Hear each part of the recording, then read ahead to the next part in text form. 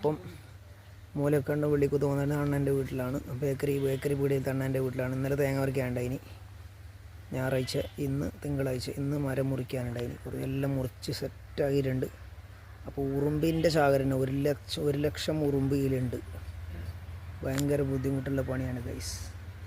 അപ്പം നമ്മൾ മുറിക്കാൻ പോവുകയാണ് ഗൈസ്.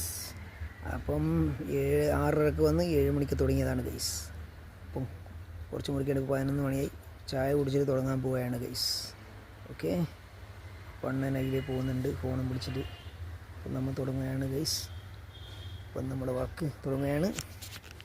സ്പൈഡർ ചെല്ലോ, സ്പൈഡർ ചെല്ലോ, സ്പൈഡർ.